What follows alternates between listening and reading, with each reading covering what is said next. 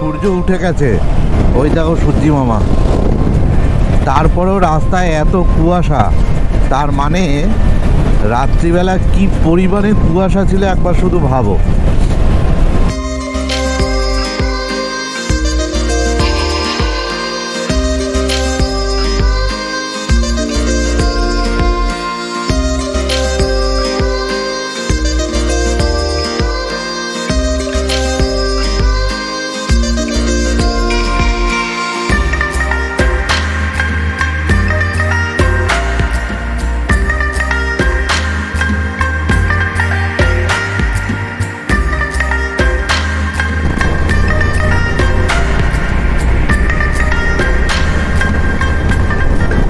থেকে সুন্দর হলো সূর্যি মামা, কি সুন্দর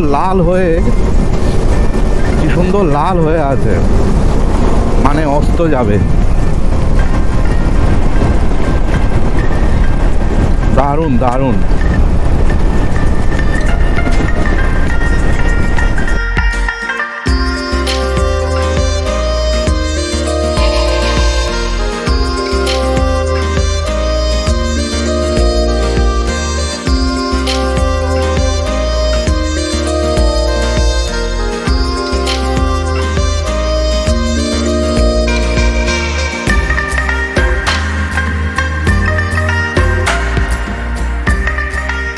বন্ধুরা কেমন আছো সবাই?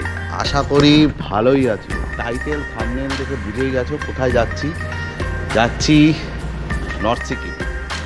তো প্ল্যান এরকমই আছে, যদি বরফ না থাকে তো আমরা গুরুডংমা ট্রেক করব।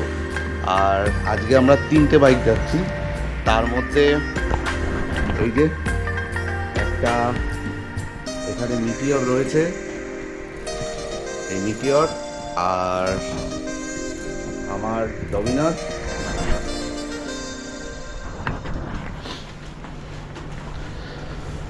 পুরো লাগেজ গুছিয়ে একদম কমপ্লিট, শুধু বেরোবো। আর আরেকজন যাবে সোদপুর থেকে। তো চলো, একদম কথা বলছি তোমাদের সঙ্গে মোটো ব্লগিং সেটআপে। আর রাত্রিবেলা বেশি ভিডিও করছি না, সকাল হোক তারপরে বাকি ভিডিও। এই গাড়ি একজন বের করছে অলরেডি।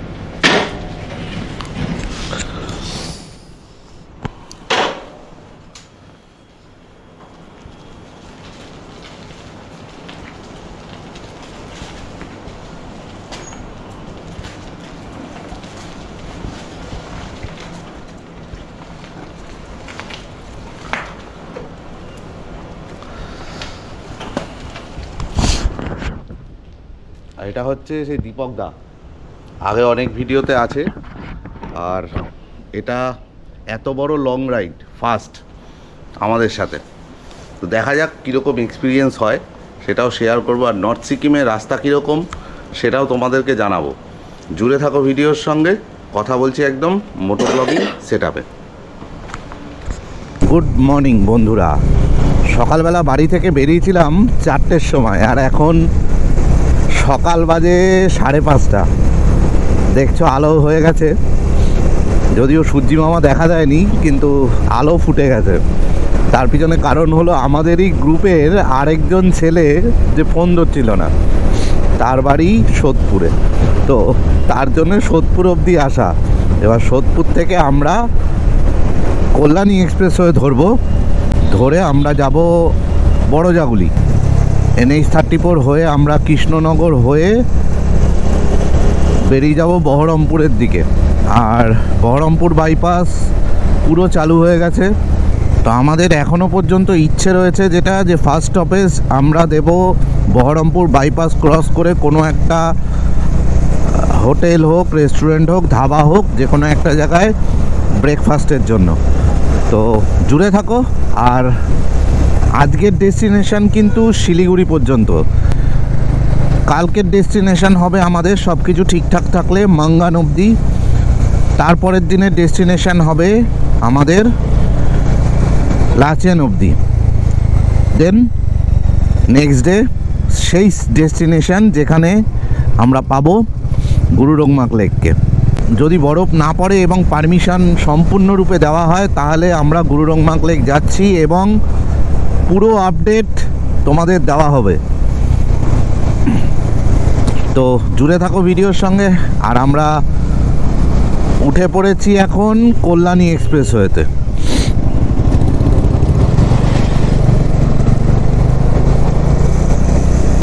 এই জায়গাটার নাম হলো মহিষপোতা, মানে যে জায়গাটা থেকে আমরা সোদপুর থেকে এসে কল্যাণী এক্সপ্রেসওয়েতে উঠলাম সেই জায়গাটার নাম হলো মহিষপোতা। চলো সামনে এগোতে এগোতে তোমাদের যাবতীয় আপডেট দেব।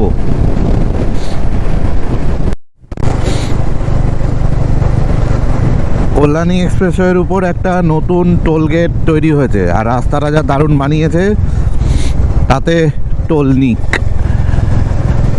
জায়গাটার নাম হচ্ছে ইটভাটা মোড়।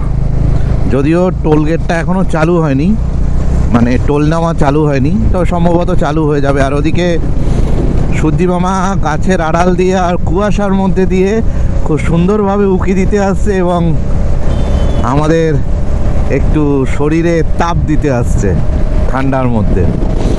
সূর্যি মামা ওদিকে লাল হয়ে উঠছে।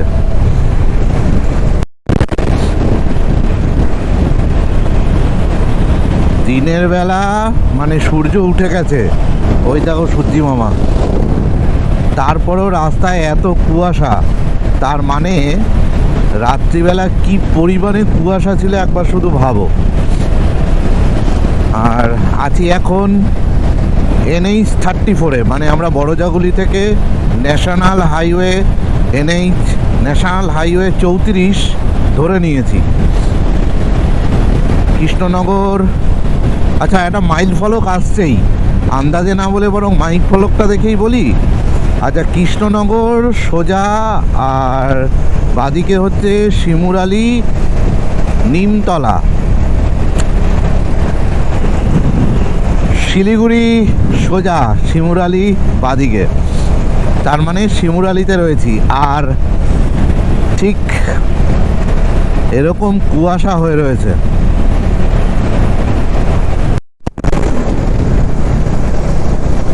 এই ক্রস করছি কৃষ্ণনগর। এই আন্ডারপাসটা এক সময় যখন যেতাম তখন এটা তৈরি হচ্ছিল, আর এখন টোটালি তৈরি হয়ে গেছে। এই কৃষ্ণনগর বাদিকে, নবদ্বীপ বাদিকে, আর শিলিগুড়ি সোজা, যেটা আজকের ডেস্টিনেশন।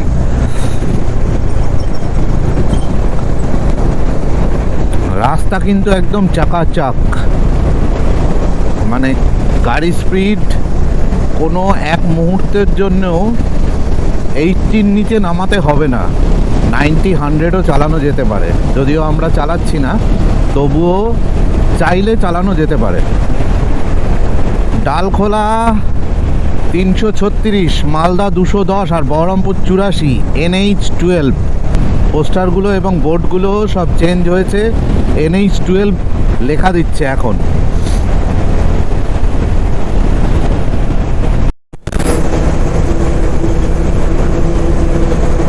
এটা ক্রস করছি বেতুয়াডহরি ফরেস্ট। যদিও এটা রিজার্ভ ফরেস্ট, কিন্তু এই ফরেস্টের ভেতর আমি একবার এসেছিলাম। হরিণ আছে, তবে চোখে দেখা যায় না।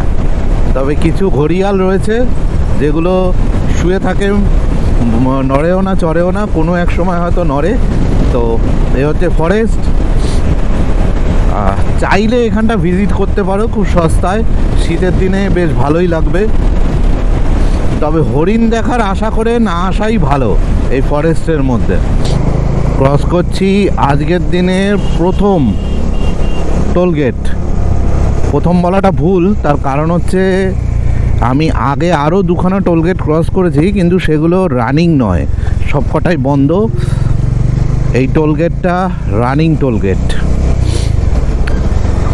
একটা টোলগেট ক্রস করেছি কল্যাণী রোডের উপর, আর একটা ক্রস করেছি এই NH 12-এর উপরই। জাস্ট কল্যাণীটা ক্রস করে NH 12 ধরার সাথে সাথেই আরেকটা ক্রস করেছি, কিন্তু দুটোর মধ্যে একটাও রানিং ছিল না। এই টোলগেটটা রানিং টোলগেট, যেটা এখন ক্রস করলাম। যদিও বাইকের টোল লাগে না এই টোলগেটগুলোতে, কিন্তু এমনও টোলগেট ইন্ডিয়াতে রয়েছে যেখানে বাইকের টোল দিতে হয়। সামনের এই যে সাদা রঙের গেটটা, এটাই হলো পলাশী স্মৃতিসৌধ। আর পলাশীর যে যুদ্ধ হয়েছিল আমরা ইতিহাসে পড়েছি, সেই পলাশীর যুদ্ধের মাঠটা এখানে রয়েছে সংরক্ষিত অবস্থায়।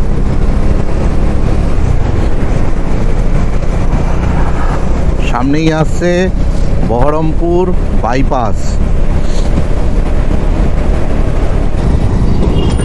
এই বাদিকের রাস্তাটা চলে গেল বহরমপুর টাউন, আর আমরা এখন বহরমপুর বাইপাসে উঠে যাব।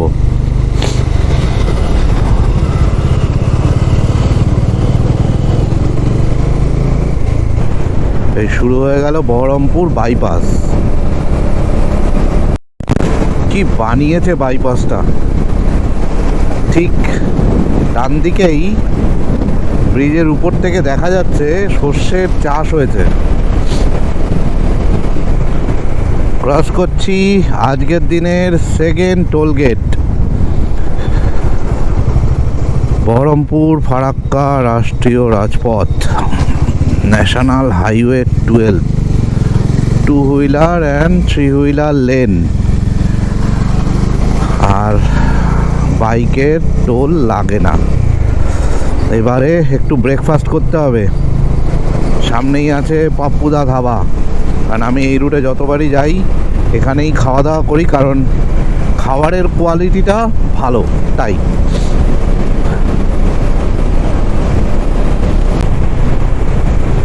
এই এসে গেছে পাপ্পুদা ধাবা।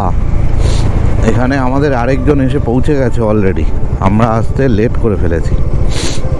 তো যাই হোক, দেখি কোথায় সে।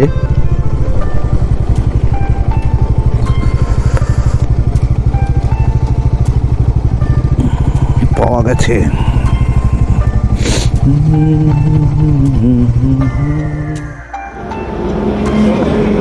সকালের ব্রেকফাস্টের খাবার, ডিম তড়কা, ফুলকপি আলু, আর এদিকে হচ্ছে পরোটা। এই যে দীপক সাউ বসে আছে, তিনটে হেলমেট। সকালবেলা ব্রেকফাস্ট করতে বসে গেছি। আর এই যে দীপক সাউ, আর এদিকে হচ্ছে অনুকূল সরকার। আমরা তিনজনই বেরিয়েছি। আর এই পাপ্পুদা ধাবায় এখন ব্রেকফাস্ট হবে। সকালে ব্রেকফাস্ট করে আমরা রেডি, সবাই মোটামুটি গাড়িতে বসে পড়েছে। এবার বেরোবো, আর দুপুরের লাঞ্চ যেখানে করব সেটা আবার তোমাদের জানাবো। তার মধ্যে রাস্তায় যেতে যেতে পুরো রাস্তার আপডেট তোমাদেরকে দেবো। তো চলো একবারে কথা বলছি তোমাদের সাথে মোটো ব্লগিং সেট আপে।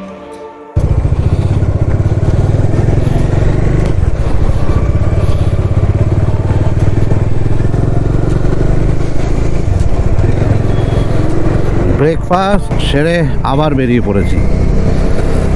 আর রাস্তা এরকমই সুন্দর, চাকাচাক পুরো রাস্তা, মানে এতক্ষণ পর্যন্ত যে এসছি পুরো চাকাচাক রাস্তা। সামনে কীরকম আছে সেটা আপডেট দিয়ে দেবো। ফারাক্কা ব্যারেজটা সিঙ্গেল ওয়ে, বাকি এখান থেকে মোরগ্রাম দেখাচ্ছে আর 15 কিলোমিটার।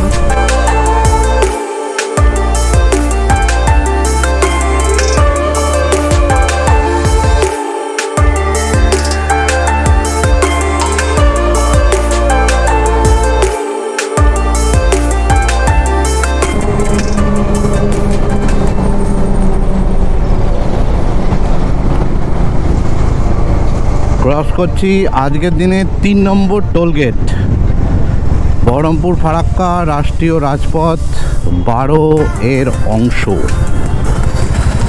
আগে এই 12-র জায়গায় সব জায়গায় 34 লেখা ছিল, এইবার দেখছি সব কটাতেই 34-এর জায়গায় 12 লেখা রয়েছে, মানে NH12। তাহলে এটাকে আর NH34 বলা চলে না, এটা NH12ই, এটা NH12।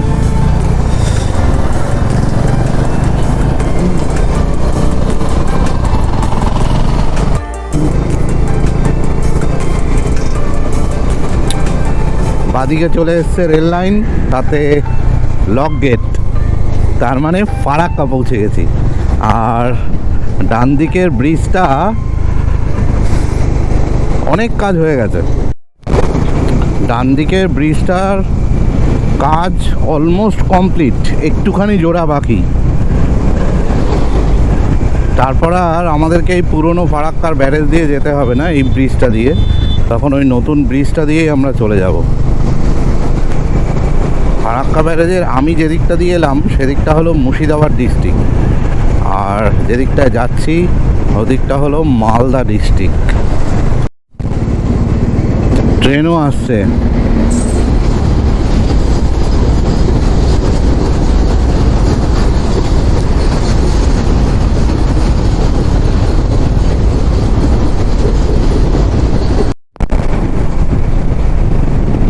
ফারাক্কা ক্রস করার পরেই এসে গেছে আরও একটা toll gate, Farakka Raiganj national highway. আর তার মানে আজকে ক্রস করলাম 4 নম্বর টোল গেট, এটা 4 নম্বর টোল গেট।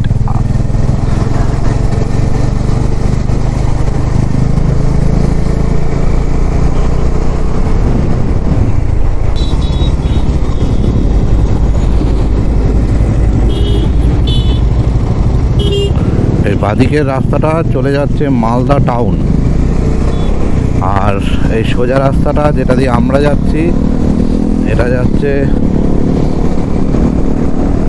মালদা বাইপাস, মানে আমরা মালদা বাইপাস ধরলাম।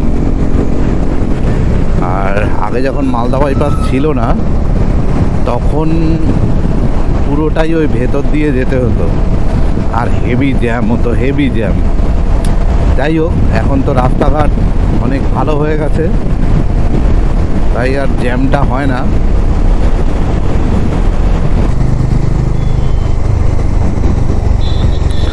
ক্রস করছি আজকের দিনের 5 নম্বর টোল গেট।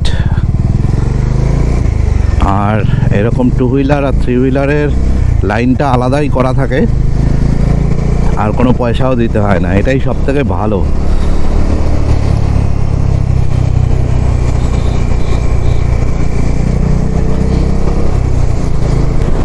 এই বাদিকের এই রাস্তাটা চলে গেল রায়গঞ্জ টাউনের দিকে, আর এই সোজা রাস্তা যাচ্ছে রায়গঞ্জ বাইপাস, মানে যেটা নতুন খুলেছে Raiganj bypass.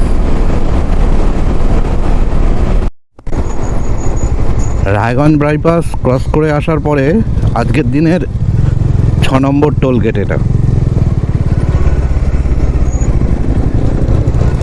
National highway authority of India.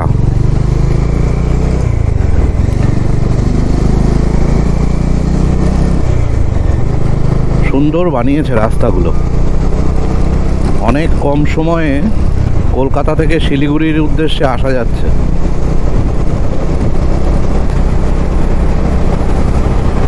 সামনেই ডালখোলা মোড়, ডালখোলা মোড় থেকে আমরা যাব ডান দিকে শিলিগুড়ির দিকে। আর সব থেকে সুন্দর হলো সূর্যি মামা, কি সুন্দর লাল হয়ে আছে, মানে অস্ত যাবে। দারুণ দারুণ।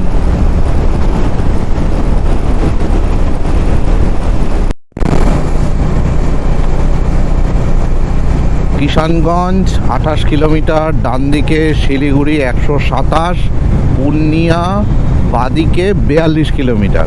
আমরা ঠিক এই ব্রিজটার তলা দিয়ে ডান দিকে চলে যাব। একটা সময় ডালখোলায় খুব জ্যাম হতো।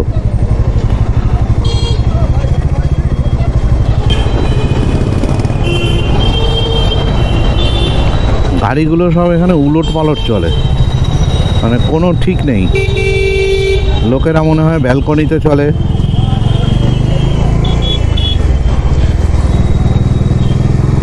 যাই হোক, পার করে গেছি। এবার আমার গাড়িটার খুব খিদে পেয়ে গেছে, ওকে একটু খেতে দিতে হবে, কারণ ও শো করছে রিফুয়েল বলে।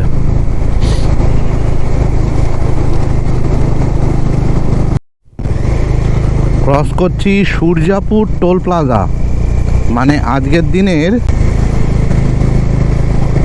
7 নম্বর টোল প্লাজা।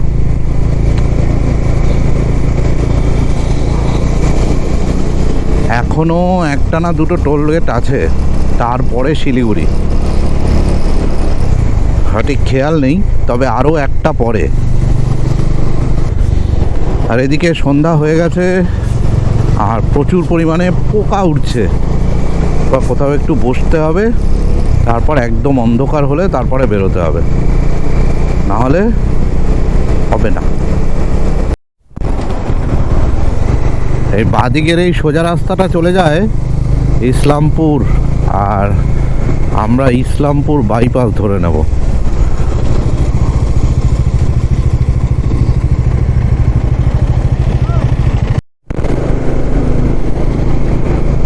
এই ইসলামপুর বাইপাসের রাস্তা তো ভালো, কিন্তু ডালখোলা থেকে আপ টু ইসলামপুর পর্যন্ত রাস্তাটার কন্ডিশন কিন্তু খুব খারাপ।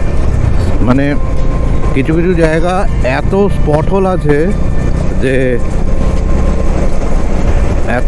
হোল আছে যে গাড়ির অ্যালয় ভেঙে যেতে পারে, মানে এরকমই কন্ডিশন হয়ে আছে। যাই হোক, আমরা পেরিয়ে এসেছি, সামনে ভিডিও করছি না,